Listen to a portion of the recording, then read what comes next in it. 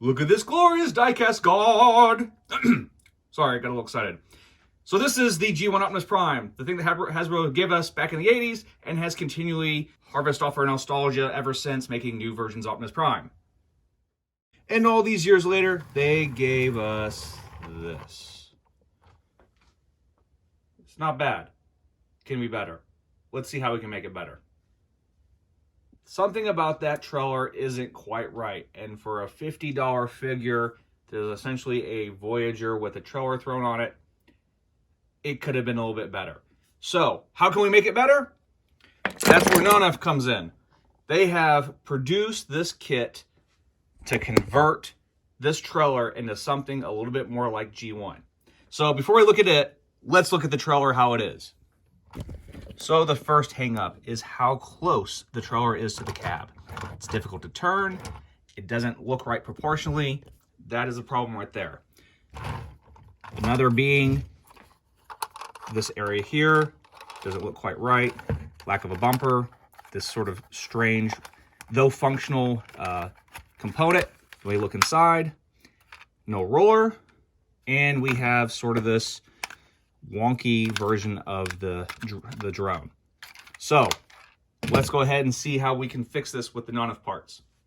First, we got to do some assembling, and these tolerances are tight. I'm gonna break it. Break it. I didn't break it.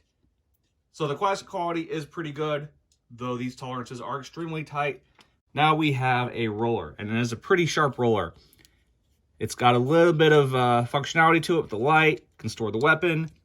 And the coolest thing about it is the perfect size for pilots from the Headmasters. So we look at the inside. We have this drone, no roller, lots of motor detail and pegs for stuff, but it's still not quite the same as G1. So let's go ahead and fix that right now. And with the parts, we turn it into this. Here's what we've added. We've got a blue piece here, and of course, some of these pieces are offered in optional colors. But I went with what was G1. We added a little radar dish here, and we added an extension to the arm here to sort of reenact what we had with a string that acts as the hose. And then we have two missiles. It's an improvement. It could use some stickers, which is a whole other issue. And no matter how you look at it, the drone is not great. The drone itself really needed to be replaced. They worked with what they had. At the very least, this needs to be window or maybe a shell that went on it that added a little bit of, cockpitness to it. But there's only so much you can do with what we have here. So now let's move on to the outside.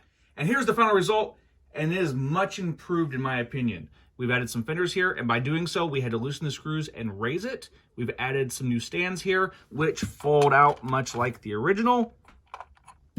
And we have added a rear bumper and new door. Looks far better. The plastic is slightly different, you can tell, but it is not so much that it stands out. Looks like it's two different components, and I think it still meshes very well. Lastly, there's one more exterior piece, and that is the hitch. And the reason for that is to give him that extra turning radius. And as you can see, look at that. That looks much better. So when we put him up against the original, we have a far better resemblance.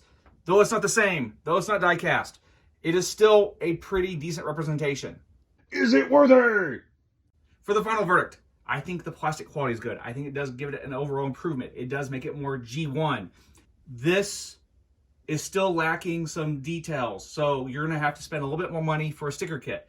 So this is the real question to ask if it's worthy of our collection. Are you willing to take a $50 figure and make it an $80 figure to make it closer to what is G1, and consider having to add maybe another 20 bucks for a sticker set to really tie it together? That's up to you. But like always, thanks for watching, and we'll see you all next time.